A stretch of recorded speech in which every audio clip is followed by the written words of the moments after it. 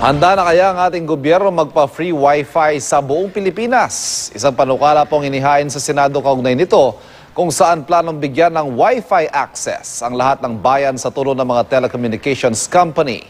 At live mula sa Quezon City may report si Rafi Tima. Rafi. Matagal na iba ng panukalang libreng wifi para sa buong Pilipinas pero tila mas malapit na raw itong matupad ngayon dahil suportado ito ng Senado na siyang dumidinig ngayon ng panukalang budget para sa susunod na taon. Ang tanong, magiging epektibo kaya ito? September 2013 ang pasinayaan ng Manila City Government ang kanilang mga waiting shed na may libreng wifi. Makakatulong daw ito sa mga commuter na mangangailangan ng internet connection habang naghihintay ng masasakyan. Mahigit isang taon ang nakalipas, naroon pa ang mga waiting shed na may free wifi gamit ng mga estudyanteng napapadaan. Ang problema, tila bumagal daw ito. Saan mo nagagamit yon pag nag-wifi ka dito? Facebook.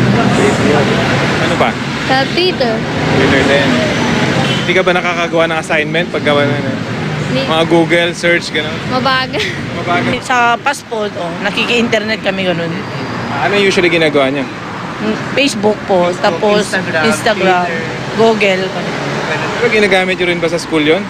Pa-assignment, gano'n? Opo. Ano usually ginagamit nyo? Pag Google, Wikipedia po. Opo. Mag-research ng mga assignment namin. Sa plano ng Department of Science and Technology, magsiset up ng libreng wifi ang mga pribadong telecommunications company sa buong bansa. Pero kung dati, mga 4 to 6 class municipalities lang ang kakabitan ng libreng wifi, ipinanukala ni Senador Ralph Recto na isama na ang lahat ng munisipalidad. Kaya mula sa mahigit 300 milyong pisong budget, ginawa itong mahigit 3 bilyong piso. For now, I think maybe the government agencies can set aside first buying computers. Let us help drive inclusive growth or economic growth into the countryside. Gamit ang dagdag na pondo, malalagyan na ng libreng wifi ang lahat ng public transport sites tulad ng airport, seaports, bus terminals, train stations kabilang ang MRT at LRT, mga labi ng pampublikong ospital, state universities, mga pampublikong libraries at mga central high school at elementary schools. Base raw sa datos mula sa World Bank, may 1.27% na potensyal na paglago ng Gross Domestic Product o GDP sa kada 10% internet connectivity. If you connect the plazas, which was the original only target, in front of the municipios, then automatically we are anticipating a 12.7% potential economic growth for that area. So that was the whole concept. And it's been proven worldwide. It's a standard. Education sector umano ang lubos na makikinabang sa libreng wifi. Pwede na kasing ma-access ng mas nakararami ang e-test na halimbawa. Bukod pa ito sa iba pang internet-based skills training programs at ang alternative learning system para sa high school.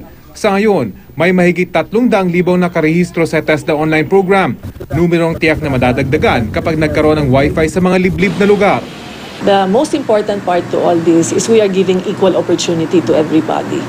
Not just the people in the cities, but the people in the furthest reaches in the provinces. Kapag naaprubahan ang budget ng DOST ngayong taon at hindi nagalaw ang mahigit 3 bilyong pisong inilaan para sa nationwide wifi, posibleng i-bid out na ito sa first quarter ng susunod na taon at by the second quarter, posibleng maipatupad na ito. Kaya bago magtapos ang 2015, posibleng konektado na ang maraming bahagi ng bansa sa pamamagitan ng libreng wifi. Ivan? Maraming salamat sa iyo, Rafi Tima.